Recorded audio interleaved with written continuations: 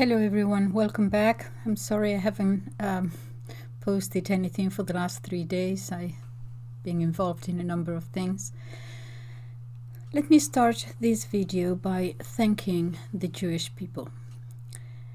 Jewish people throughout the world, but especially Jewish people in the United States of America, for being perhaps the first ones who openly went against what is happening now with this war.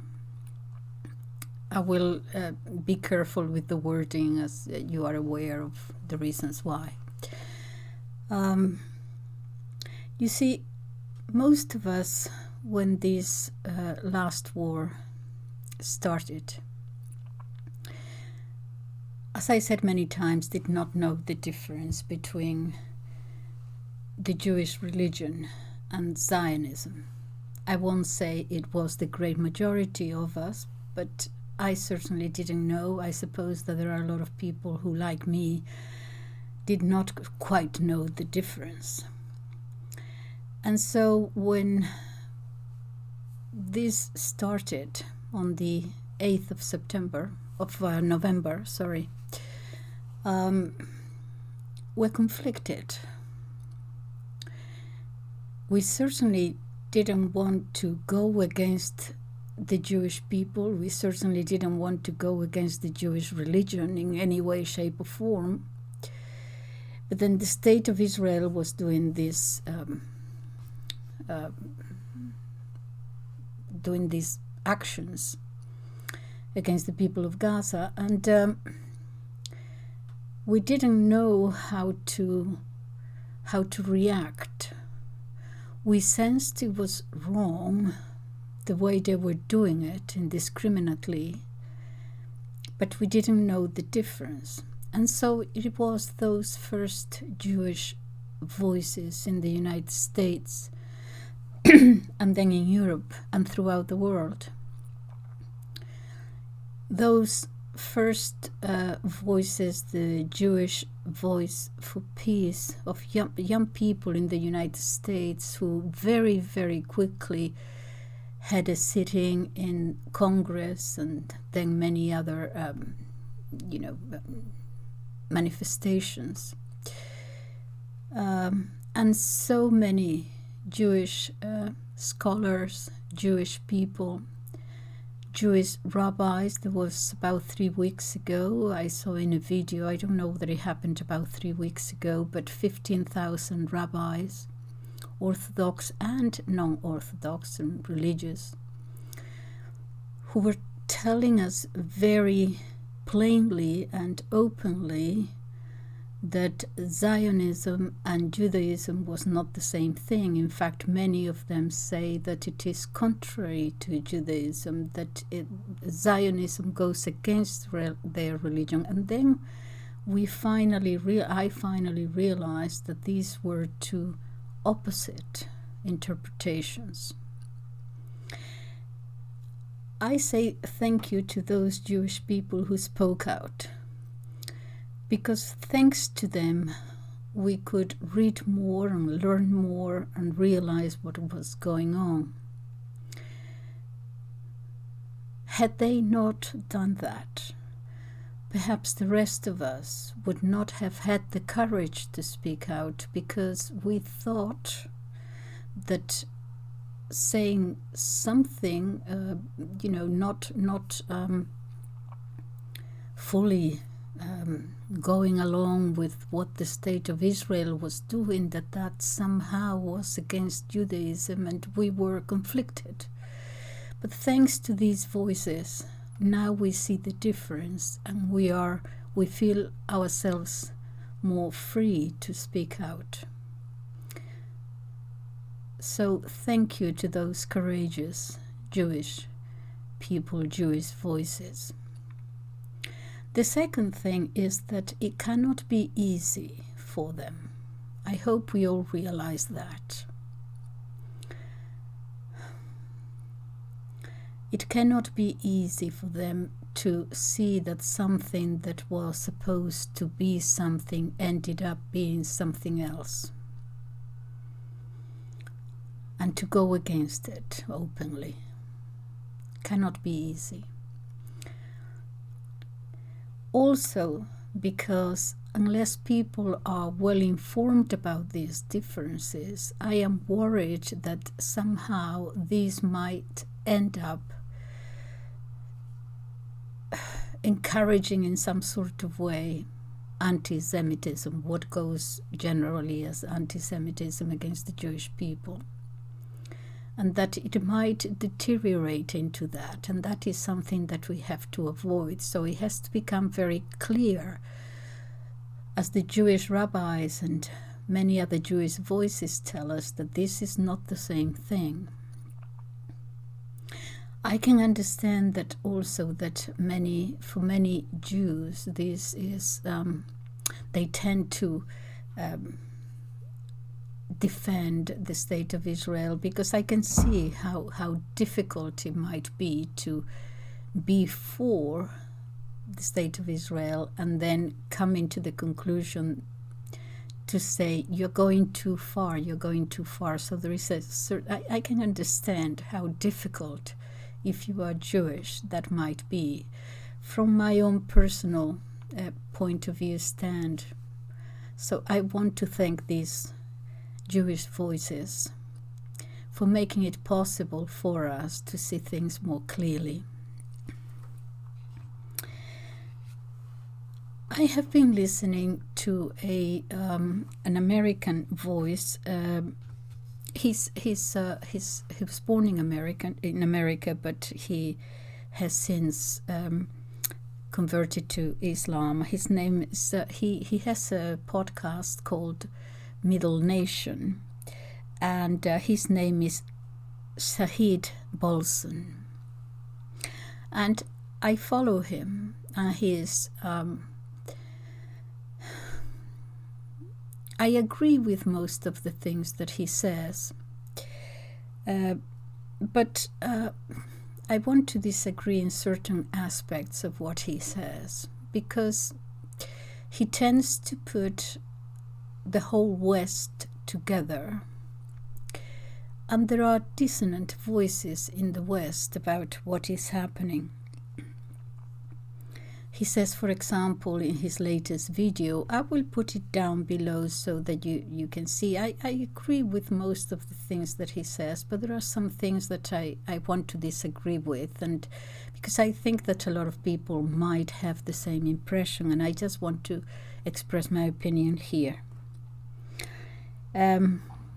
He puts the whole West together, and then he puts all of Christianity together, as if Christianity was the Protestant evangelical church of the United States. And that is simply not the case, and I want to address these two things. Okay, so let's go back to history a little bit to explain the differences that exist in Christianity. From the death of Christ, we have seen through history how there were always forces against Christianity. Let's not go back into, back to the Roman Empire. But the main divide in Christian thought happened during the Reformation in the 16th century. Now, I'm going to say things here that for most of Western viewers, they know and they have learned. But in my own particular channel, I have many viewers from India and Pakistan and many other countries which are not Christian by religion or culture, and may not perhaps appreciate some of the differences. For example, I can't appreciate the teachings of Buddhism or Islam even, because I don't know. And so there will be many people in the world, non-Christian nations, who are not aware of these differences in Christianity. And it is because of them, I'm addressing them especially, so I'm going to say quite a few things that, as I said, that Westerners already know. But if you allow me to address people who are not Christian, to explain to them the difference. In the 11th century, the original Christian religion split between East and West. There were some theological differences, which I happen to believe it was more a question of culture and perhaps of mistranslations, but in any case it split between East and West, between the Greek and the Roman. I have dealt with this in other videos. And the Eastern Christianity, the Greek, at the time Greek was East, the Christian church there from that time onwards was called the Orthodox Church. I have seen in some videos how, and I have read how at the beginning they were not altogether happy about this appellation, Orthodox, because they believed that they were Catholic. Catholic means universal. And so from the very beginning, the Christian church was called Catholic, from the earliest writings of the Apostolic Fathers and so on. So by this different name of Orthodox in the East and Catholic in the West, they felt that that was not altogether fair. But in any case, the church was split between East and West, and it remained so. After the Eastern Church, the Greek Church would also encompass the Russian Orthodox Church and so on. In the West, it continued as the Catholic Church, and then in the 16th century there was a revolt and against the Catholic Church for many varied reasons. I will deal now with one or two. And so the Catholic Church, the Christian Church, was split. Why that? We call it now the Protestant Reform. Why the Reform? There were a lot of things that were going on in the church that needed reform. Many opted to reform the church from the inside. Others explicitly went against it and wanted to reform it from the outside. The Catholic Church needs reforming every 300 or 400 years, that's for sure. And how it started was that Martin Luther, who was a German Catholic monk, Augustinian, first started to argue from theological grounds of how the church had deviated from the original teachings. And one of the major ones was that the church was relying on externals, and really the doctrine of the Christian church was to be found in the Bible solely. And the Bible for Christians is the whole of the Old Testament, the old Jewish religion and the new one that is from when Jesus Christ was born and so on. So the Christian Bible is both the old, what we call the Old, and the New Testament. The Christian Church from the very beginning accepted the whole of the Jewish religion, the whole of the Old Testament. Because in the teachings of Jesus Christ, he said very firmly, who was Jewish, he said very firmly that he had come not to break the law or to deviate from the law or to change or alter the law. He came to fulfill it. And so the long-for Messiah that the Jewish people had always hoped for, here he was.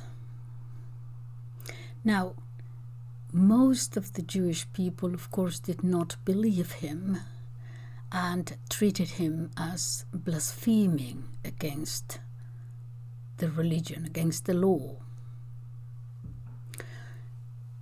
We understand, I am not a theologian, but we understand that perhaps it was because the Jewish people had always expected the Messiah to come as a liberator, a king, an emperor, a general, someone who would bring all the Jewish people together.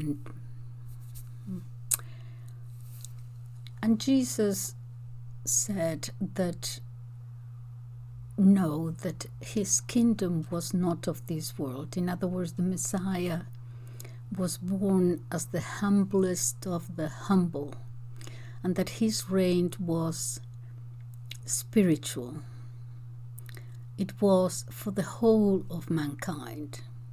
It was to redeem humanity and so on.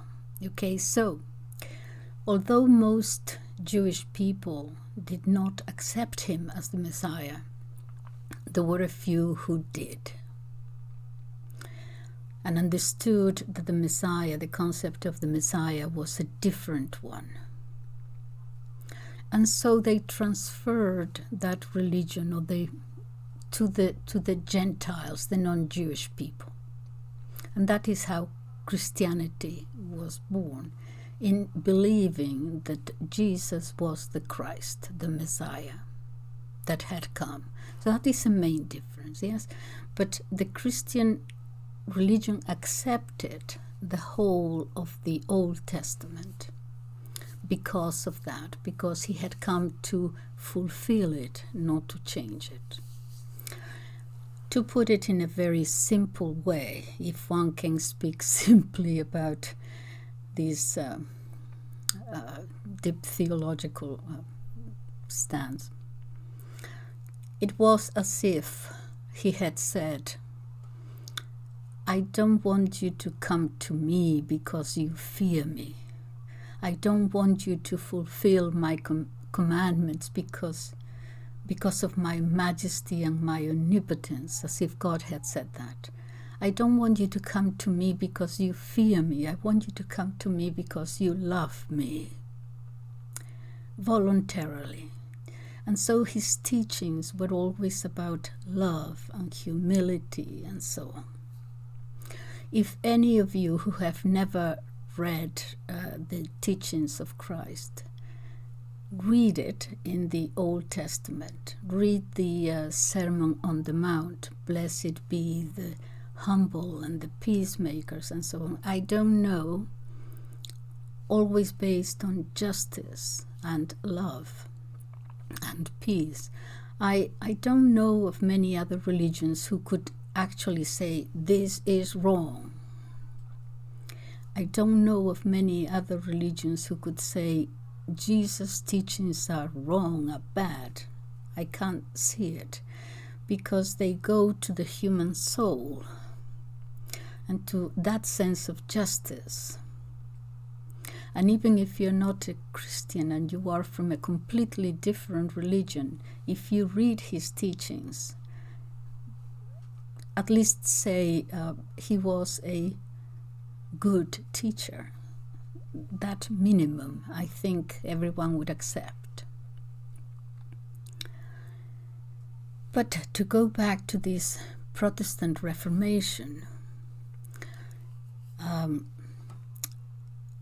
Luther said that it was, excuse me, there is a noise here. Sorry, there was a noise and I thought the alarm was going to go off. Okay, so one of the main differences then was that Luther said sola scriptura, in other words, only the Bible. Okay, that meant that the whole tradition of Christianity passed on from the apostles was to be disregarded. Remember that before the Bible, the New Testament was written, there was a whole tradition there that the apostles, the original disciples of Jesus, had taught their followers. And it was because, according to that tradition, it was then that the Catholic Church decided which were the Gospels, in other words, the New Testament, because there were hundreds of Gospels written about Jesus. You can imagine, yes, how many testaments would have been written. And it was the Catholic Church that, according to the tradition taught by the apostles, could say this is right and this is not right. And they chose 4 Gospels. Yes, so the Gospels were decided according to the tradition passed on from the apostles. So they disagreed with only what was written, because there were many other traditions, the Mass and so on. I'll go into that. All right. There was another difference, and that is that Martin Luther, the German monk who originated this reform, was that he was going to take out or disagree with the theological stand of the Catholic Church in what is written, the word and the actions, the works. Only what was written, which didn't make sense to a Catholic, because works, in other words, what you do, in other words, your conduct, had to be obviously according to the faith. In other words, if you believe in something, obviously you're going to act, your conduct is going to be according to that faith. You cannot separate what you believe and what you do. So that led to a lot of theological disputes and so on. So that was one major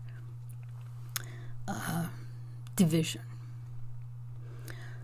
Apart from Luther, there were many other reformers, and one of them was Calvin, who was a French priest too. And he said that salvation was predestined. In other words, Jesus had died for all of us, and therefore we were predestined. Those who accept him were predestined to be saved in the afterlife, which to the Catholics did not make sense either, because sure enough, without his death, mankind as a whole would not have been redeemed. But to emphasize predestination meant to many to deny human agency, to deny your free will. Yes, Jesus' crucifixion made it possible, but then human beings have free will to do good, to do right, or to do wrong. and you will be judged accordingly to your decisions, how you have conducted your life. Yes, he had died for you, but you cannot just now do whatever you want just because he died for you. He died for you so that you may have a chance, and now it's up to you how do you conduct yourself. All right. That tradition by Calvin was mainly what American Protestantism would inherit. Not all Protestant Americans come from that tradition of Calvinism. At the moment, many of them are called evangelicals. Not all evangelicals go along exactly 100% with that. In other words, the Protestant churches would divide and subdivide because they believe that you could interpret scripture. You were free to interpret it in any way you liked. So anyway, they would divide and subdivide, and at the moment in America there are about 50,000, they say, different Protestant denominations. But what the world, sometimes the non-Christian world especially, when they talk about Christianity as this gentleman Shahid Bolson does, is to equate Christianity with this form of Calvinistic Christianity, which many in the Catholic Church regard as a heresy. So that was what I wanted to talk to you about, non-Christian people, so that you are aware of the difference. When you talk about Christianity, it's the Christian church is divided and has been divided for a long time.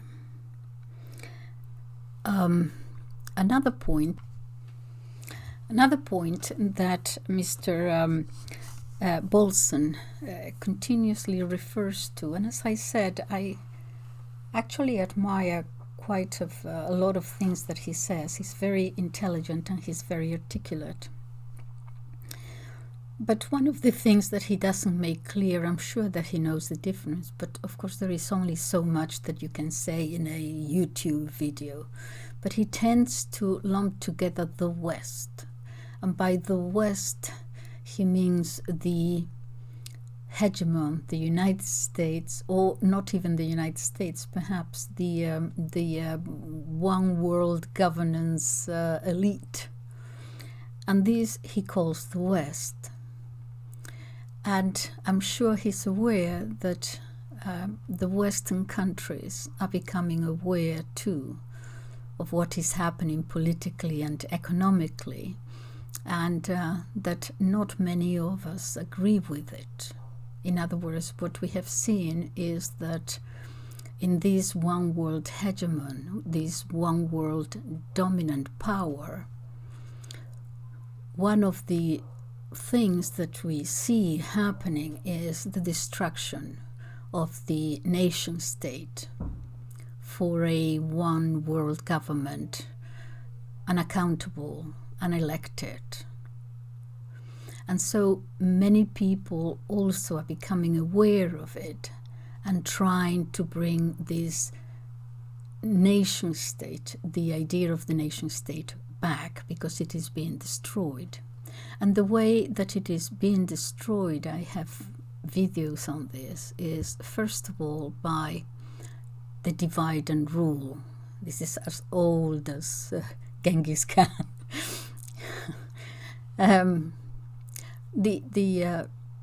Older than that, actually, because Genghis Khan is 12th century, isn't he? This goes back to the earliest of times.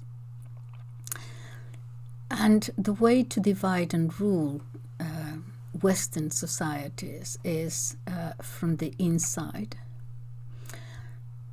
And that is to divide people along the lines of race and religion and culture, and in many ways to make them fight amongst themselves. And those are the fault lines, the dividing lines. Certainly the destruction of the family by a lot of what we call these methods, these new ideologies, these new religions almost, these new cults, of destroying the family, because the family throughout the history of mankind, when everything fails, it is the family that is there for you. And you destroy that essential unit and the individual is left floating in the air. Much more easily being able to be persuaded or manipulated. The destruction of the Christian religion, whatever is left of it, it's also there. This is very long, it will take me hours to talk about it and give you my perception, my reasons of why this is taking place.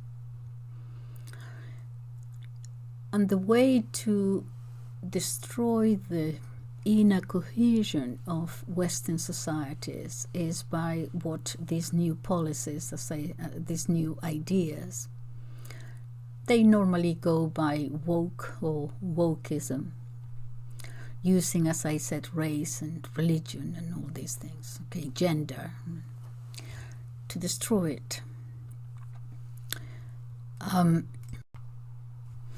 Mr. Bolson also, on the political sphere, also gives the example of something that happened in 2020 with the Black Lives Matter movement and the George Floyd movement. George Floyd was a black American person who was killed by the police, and anyway, that started riots all over the United States.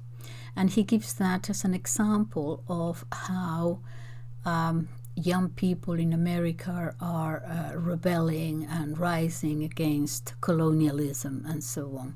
Yes and no. It is true that in the West, ordinary people are becoming much more aware of their past. But I think that this is the Black Lives Matter and so on were actually being young people being manipulated to in order to further this division. In other words, the woke, whether it is race or gender, new policies are a means to an end. I don't think many people have realized that. That is why we have many intellectuals, famous people who were very much against the woke movement and the gender ideology and all these things that are happening in the West. And yet now, nevertheless, they have turned on a dime and they are now pro-Israel, for example. And those of us who see all these as a means to an end see, I think, clearly that these people actually saw it as an end in itself rather than a means to an end. So I want to disagree with Shahid Bolson in this, that we are all, to a certain extent, being manipulated. When he talks about the West, I think he tries to put together what the 1% billionaire finance, one governance people want to do with the rest of us, which is not the case.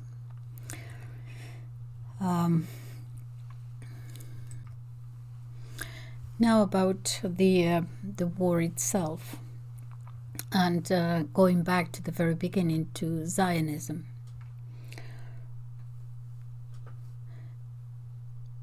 I think the state of Israel might be the only country who hasn't defined its borders. Very early on, in the late 1940s, when the State of Israel was being created, the people who were going to write the Constitution debated the point as to what the borders should be, and purposefully they decided against defining the borders because they could evolve, as they said. So at the moment, it is a country that has not defined its borders and believe that in self-defense they can extend those borders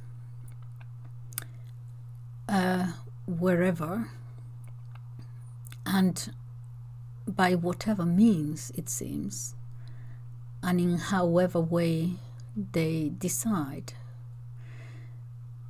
And it seems to this must be the only country in the world that can do this. And since we're all hoping for peace, please, because what is going on cannot continue. I think in a few years' time we look back at it in horror. We are doing that now. But one of the first things that has to be done, it's for all parties to agree on what the borders are going to be. Now that is going to be extremely difficult, as we know. It might be a point on which neither party will agree, and then someone will have to, the United Nations, whoever, might have to come up and decide for them, because otherwise this is going to continue. It could be the Oslo Agreement borders, or it could be the 1967 borders. We see that one party or the other will never agree to this. So I'm not going to start now saying who's going to decide this. But there will have to be a body that is neither anti-Arabic, anti-Palestinian or anti-Jewish, a sort of a body that can bring both parties together to agree on something, because this cannot continue. My heart goes to all those people suffering so tremendously.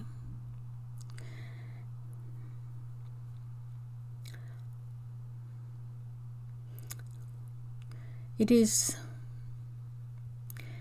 usually those who suffer, the poor and the vulnerable, that at the end of it all save humanity, actually. Not the arrogant. They destroy themselves eventually. They always do. Even when it seems in the short term that they have a very rosy life, they have the money, they have the power, but eventually that degenerates, is moral degeneracy. And when you get to that point, you're going to inevitably destroy yourself. And it's usually the blood of the innocent, as Jesus Christ showed, that saves the world. Thank you very much for listening. Bye-bye.